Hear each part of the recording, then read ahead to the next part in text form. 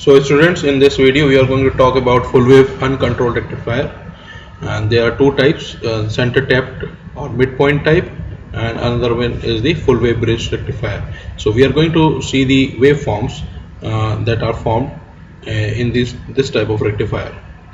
Okay, so we are going to utilize, in earlier case we were only utilizing the half part of the input side waveform. Here we will be able to utilize both the sides of the waveform, that is the positive side as well as the negative side. So basically when this side, and when we are in the positive zone or the positive half cycle, what will happen? This will become positive and this will become negative, and the diode will become forward bias and the current will start flowing in this direction. Okay, so the across the load, the voltage equal to Vs, voltage across the load will be equal to Vs will appear. So this will be the load voltage. And what about the current? Current will be, of course, divided. If I take only the resistive load, then the current waveform will be somewhat like this, right? That means exactly in the same wave shape that of the input side waveform. So of course the polarity across the load will be plus minus. Similarly, in the negative half cycle and in the positive half cycle, if you see, this will be positive and this will be positive, and so because this diode will be D2 will be reverse biased, so this will not conduct. In the next half cycle, that means in the negative half cycle, what will happen? The diode D1 will become reverse biased and the voltage polarity, let me choose a different color now.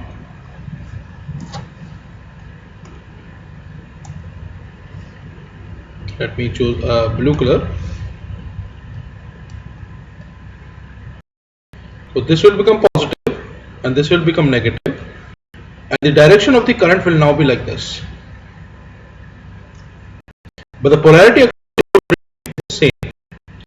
Same Vs will appear with same Vs will appear across the load in the next half cycle as well.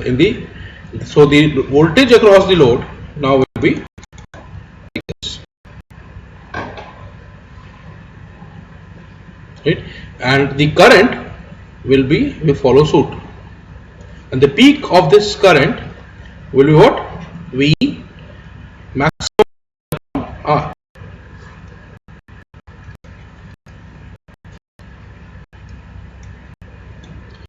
And this is voltage that's Vm, and this is also Vm. Right. Now what about the voltages across the diodes?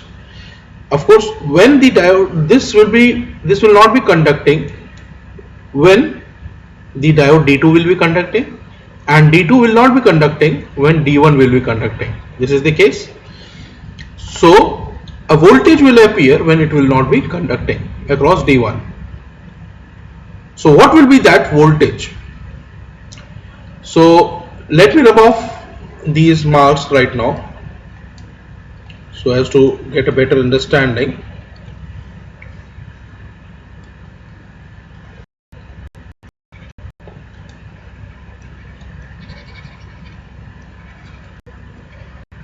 Okay, so we are having an R over here. So right now, suppose we want to find the voltage across D1. Okay, when it will be conducting, when D1 will be conducting, that means in this zone, what will happen? The voltage across the diode D1 will be 0. So let me take a broader marker.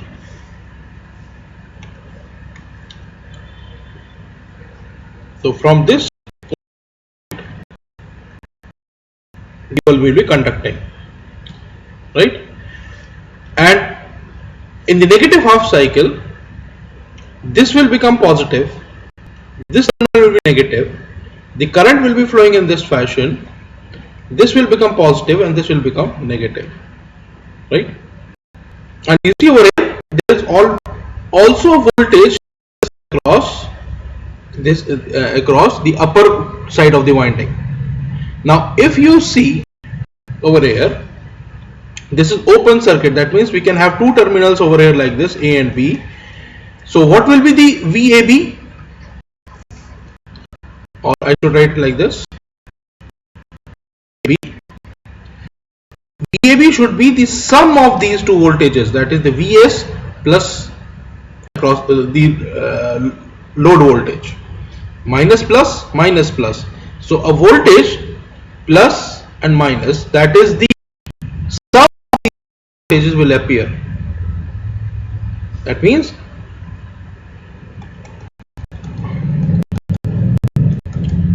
it will be like this. If you carefully look at the sum of the two voltages, because this is having a peak of minus Vm of Vm, and this is also the load voltage will also be having a voltage of maximum of Vm. So the maximum voltage across the diode in the negative half cycle will be minus of twice. Similarly, for the case of D2, if I take the case of D2 voltage across the D2, in this case this will be positive, this will be negative, this will be positive, this will be conducting in this fashion. The voltage across the load and the voltage across this source will come across this diode D2, and the voltage will come across like this.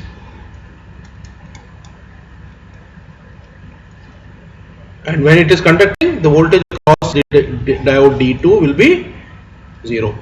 So in this waveform we are showing VD2. I am omitting it from here. So what will be the negative peak of this? Minus twice of Vm. So this is the main reason why we are not using this type of circuit, because it has to block, first of all it has to block a larger voltage. Okay, and similarly the case carries on to the thyristors also. It has to block larger amount of voltage, twice of Vm, that means twice of the supply voltage. And second thing is that we need to find an exact center tap in the transformer. That is an impossible task. So we avoid this type of circuit and we move on to another circuit which is commonly known as the diode bridge rectifier. And this is the a very simple circuit in which we are having a source voltage which is connected to a bridge at these 2 points, bridge of diodes D1, D2, D3 and D4, and this is the load. We are going to consider different type of loads over here. So in the positive half cycle, from 0 to pi, what will conduct? D1 and D2 will conduct, right? So D1 and D2 will conduct through the load like this. So what will the voltage across the load? If we see,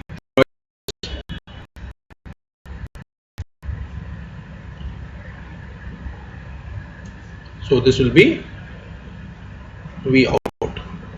Okay, and if it is a resistive load, the current will be like this, right? And in the negative half cycle, so I should write it over here, D1 and D2. And in negative half cycle, D3 and D4 will conduct, they will become forward bias. D3 and D4 will become forward bias. Why? This terminal will become positive and this will become negative now. And the direction of the current, if you see, it will be like this only, from D to D4 to load to D3 and then to the source, right? So always the current direction of the current will be like this, plus. Again, we form like this, and what about the current? It will be like if the load is simply R load. Okay, so in this zone, what will conduct? D3 and D4 will conduct. Now when D1 and D2 will be conducting, D3 and D4 will not be conducting. So what will happen?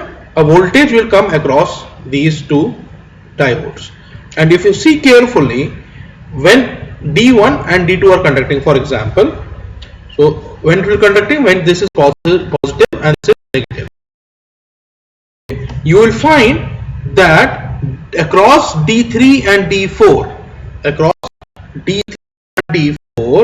is a voltage of total voltage of Vs, right? So they will be blocking a voltage of Vs basically.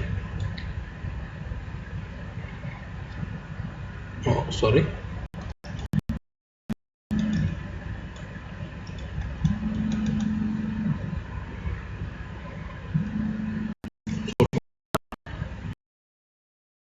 D3 and D4, because and in this case D1 and D2 will be blocking a voltage of Vm. So in this circuit,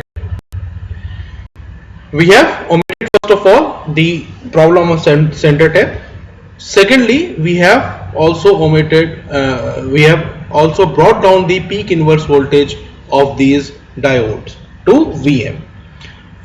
So this was the basic concept that you have already studied in your electronics class also. And one more thing over here is that this is the most common bridge rectifier that is still being used in the industry, and engineers are very comfortable with using these type of rectifiers. That means the full bridge rectifier. Now to make it controlled, what we do is we just use thyristors instead of diodes. That means we control these gates, right? Another thing, before going to the thyristor based, we have only considered the value, the. Now what about the RL load? What about the RL load? If we go on increase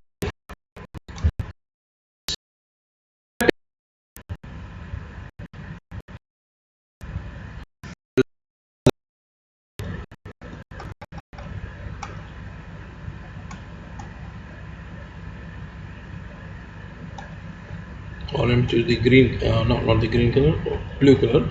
So it will be like this.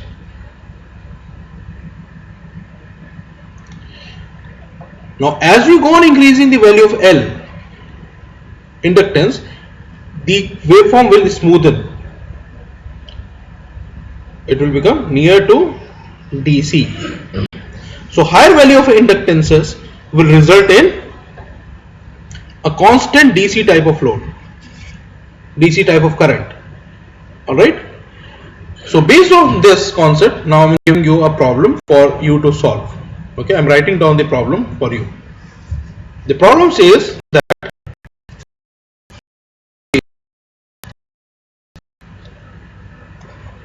full bridge rectifier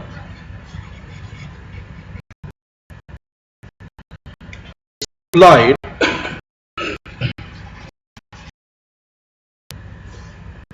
a 50 Hz source. Load, sorry,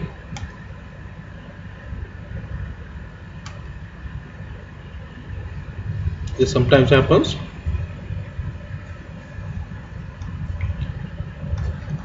The load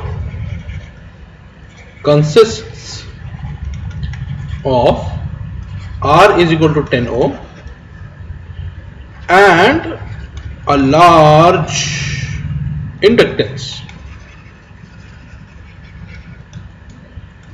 so as to render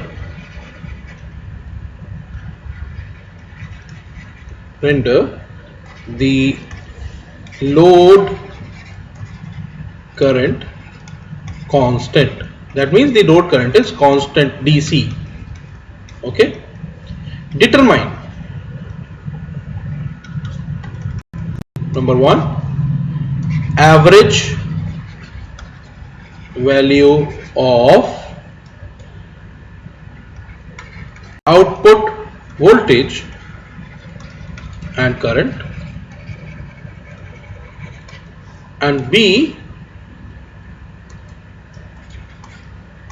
RMS value of output and input.